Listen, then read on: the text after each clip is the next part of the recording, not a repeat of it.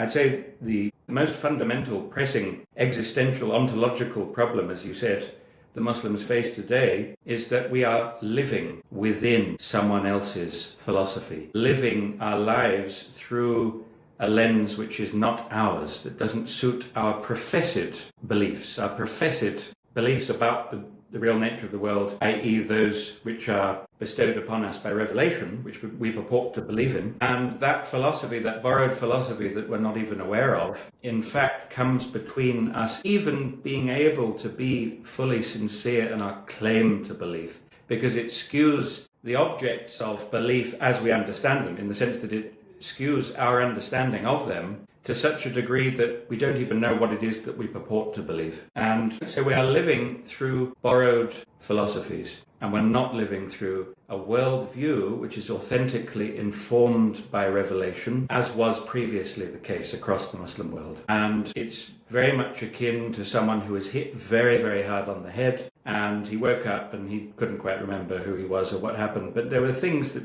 he could piece together, and he seems to be in the same place he was. But he can't really remember what happened, and he doesn't know what he lost. And so this is why Muslims today, and I don't think that it's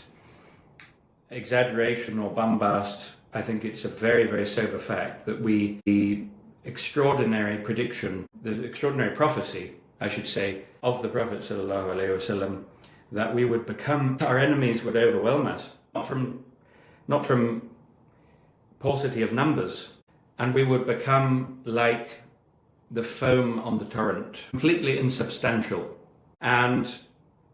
there are so many dimensions to prophetic words and all of Revelation, of course, so I can't say it just means this, but what resonates most clearly in this time is living through that borrowed worldview, which is why we are weaker than anyone else. We are, sorry to say, we're worse, morally speaking, than anyone else in so many different dimensions. Not everything. There is khair in the ummah until Yawm al-Qiyamah, but the behaviors that have become ingrained in cultural norms and have been mistaken for religion, and the kind of oppression that leads to in our communities, is something I can't see it anywhere else in human societies.